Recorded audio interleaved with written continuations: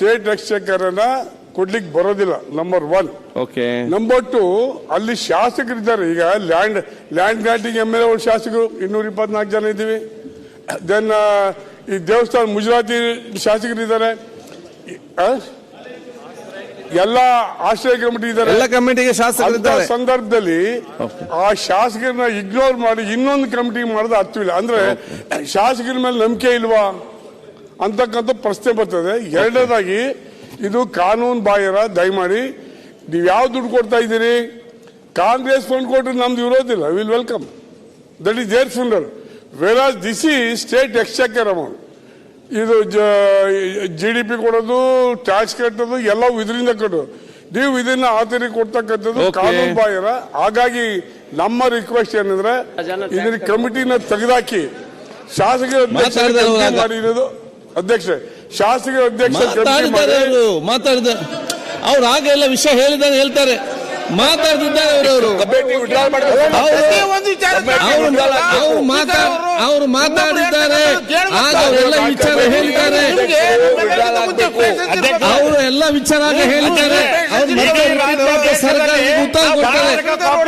ನೀವು ಇದ್ದೀರಲ್ವಾ ಗೊತ್ತಿಲ್ಲ, ನೀವು ಇದ್ದೀರಲ್ವಾ ಗೊತ್ತಿಲ್ಲ. ಅವರು ವಿಚಾರ ಹೇಳಿದ್ದಾರೆ, ಅವರು ಹೇಳಿದ್ದಾರೆ. ಅವರು ನೀವು ಅವರು ಮಾತಾಡಿದ್ದಾರೆ. ಅದನ್ನು ಮತ್ತೆ ಆಯ್ತು ಈಗ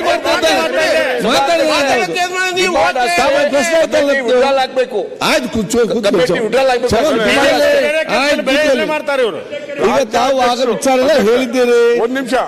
ರಾಜ್ಯಾಧ್ಯಕ್ಷರು, ಜಿಲ್ಲಾಧ್ಯಕ್ಷರು, ತಾಲೂಕು ಅಧ್ಯಕ್ಷರು ಇವೆಲ್ಲ ತೆಗೆದಾಕಿ ಆ ಸ್ಥಳೀಯ ಶಾಸಕರ ಅಧ್ಯಕ್ಷರಲ್ಲಿ ಕಮಿಟಿ ಮಾಡಬೇಕು ನನ್ನ ಒತ್ತಾಯ.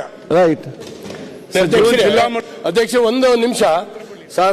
ಸರ್ DK ಶಿವಕುಮಾರ್ ಅವರೇ, ಇದನ್ನ ರಾಜಕಾರಣದ ರಹಿತವಾಗಿ ಯೋಚನೆ ಮಾಡಬೇಕಾದಂತ ಅವಶ್ಯಕತೆ. ಯಾಕಂದ್ರೆ 224 ಶಾಸಕರು ನಾವು ಇದ್ದೇವೆ.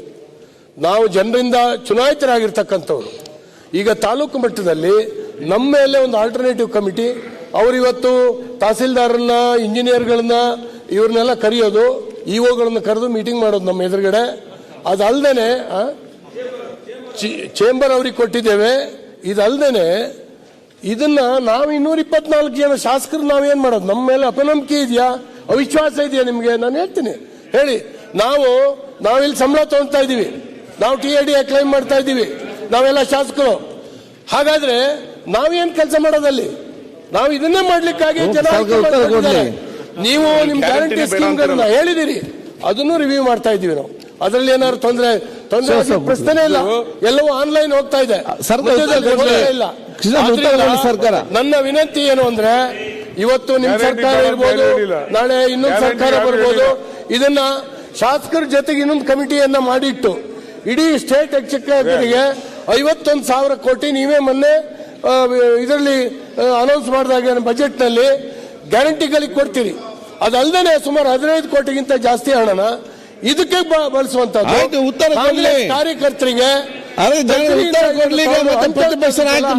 ಇದಕ್ಕೆ ನಮ್ಮ ವಿರೋಧ ಇದೆ. ದಯವಿಟ್ಟು ನೀವು ಶಾಸಕರಾಗಿರ್ತಕ್ಕಂಥವ್ರು, ಇದು ಪ್ರಜಾಪ್ರಭುತ್ವದ ಪದ್ಧತಿ ಅಲ್ಲ, ಅನ್ಕಾನ್ಸ್ಟಿಟ್ಯೂಷನಲ್ ಬಾಡಿ ಅದು.